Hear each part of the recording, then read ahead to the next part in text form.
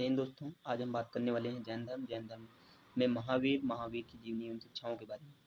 ठीक है, तो जैन धर्म जो आपका टॉपिक है एग्जाम के दृष्टिकोण से बहुत ही महत्वपूर्ण टॉपिक है। ये यूपी ट्रिपल एससी पेट में भी है और रेलवे एनटीपीसी ग्रुप टी में भी है। तो चलिए शुरू करते हैं। तो सबसे पहले जान लेते हैं कि जैन धर्म के उद्भव के कारण क्या क्या थे।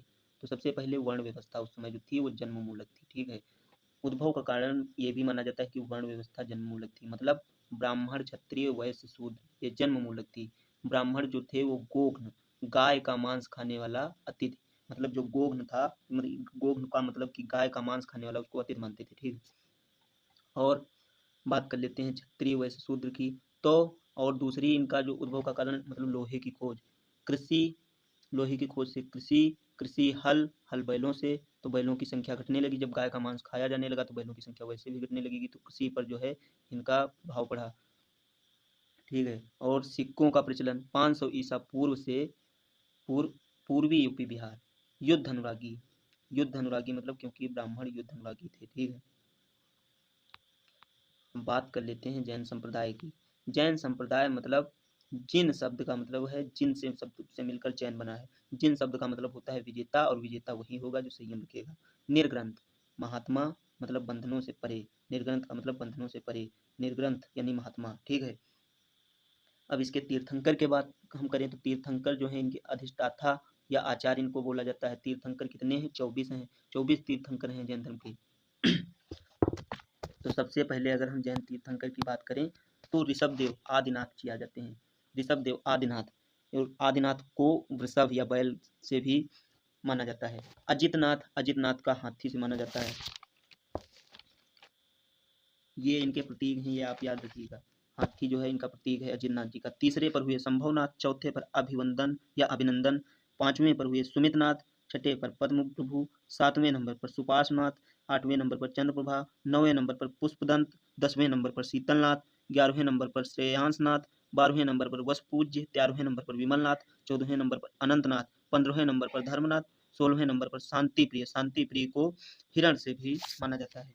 ये जो हिरण था ये इनका प्रतीक था, ये आप मत भूलिएगा। 18वें नंबर पर अरनाथ आ जाते हैं। और बात करें 19वें नंबर पर, तो 19वें नंबर पर मल्लिनाथ, और 20वें नंबर पर मुनि सुब्रतनाथ, और 21वें नंबर पर नामीनाथ, और 22वें नंबर पर अरिष्ट नेमी, और ये नेमीनाथ है। मतलब नामीनाथ जो हैं वो अलग हैं, और अरिष्ट नेमी या इनको ही नेमीनाथ बोलते हैं, ये अलग हैं। ऋग्वेद में इनका उल्लेख मिलता है नेमीनाथ या अरिष्ट नेमी का।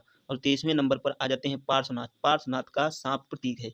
और 24वें नंबर पर आ जाते हैं महावीर का सिंह मतलब शेर प्रतीक है। और ये सबसे महान जो हुए जैन धर्म के। अतः इन्होंने ही, अब आगे हम बात करें महावीर के बारे में। तो महावीर के बारे में अगर बात करें तो इनका जन्म जो है 540 ईसा पूर्व में हुआ। जन्म स्थल इनका कुंडग्राम वैशाली बिहार में हुआ। पिता इनके सिद्धार्थ हैं। ये सिद्धार्थ जो थे वज्जी संघ के ज्ञातक क्षत्रिय कुल प्रधान थे। मतलब वो बौद्ध धर्म वाले सिद्धार्थ नहीं है, ये अलग सिद्धार्थ हैं।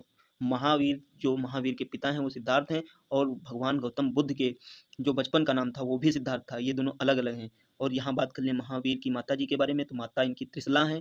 ये जो थी ये लिच्छवी नरेश चेटक की बहन थी, और इनके बचपन का नाम वर्धमान था। और याद रखना आप, और भगवान गौतम बुद्ध के बचपन का नाम सिद्धार्थ था, इनके बचपन का नाम वर्धमान था। इनकी पत्नी जो थी यशोदा थी। ठीक है, इनकी पत्नी का नाम यशोदा था। और आप जानते हैं बौद्ध धर्म में हमने बताया था आपको कि भगवान गौतम बुद्ध की पत्नी का नाम यशोधरा है, और मगर महावीर जी की पत्नी का नाम यशोदा है। इनकी पुत्री प्रियदर्शनी थी। ठीक है, प्रियदर्शनी के पति जो थे वो अड़ोजा थे। अब ग्रह त्याग इन्होंने कब किया? तो 30 वर्ष की आयु में। ध्यान रखिएगा, 30 वर्ष की आयु में। भगवान गौतम बुद्ध ने 29 वर्ष की आयु में किया था, मगर महावीर जी ने 30 वर्ष की आयु में किया था। शिष्य इनके कौन कौन से थे, मतलब प्रमुख शिष्य? मक्खली गोसाल, ये आजीवक संप्रदाय के थे।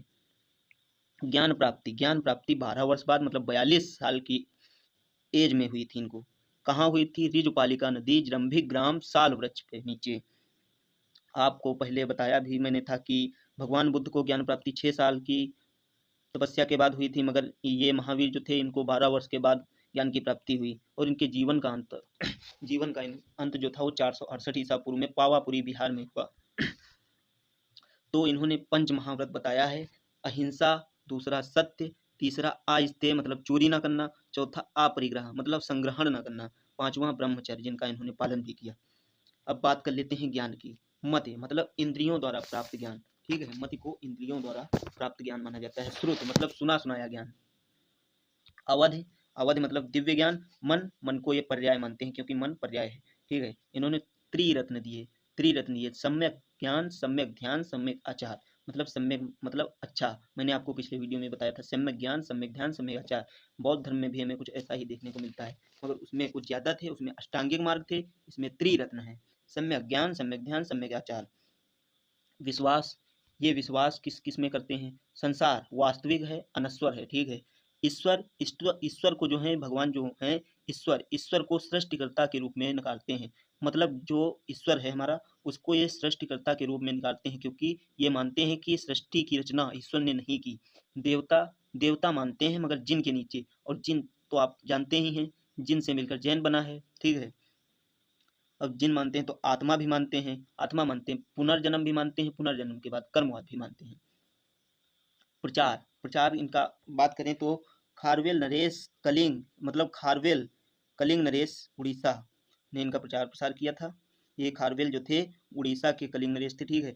अब दक्षिण से पश्चिम में इन्होंने, मतलब दक्षिण दक्षिण से पश्चिम में चंद्रगुप्त मौर्य ने कर्नाटक में श्रवण बेलगोला या श्रवण बेलगोल, गोमतेश्वर या बाहुबली महामस्तकाभिषेक से 12 साल बाद होता है, आपको बताएंगे भी।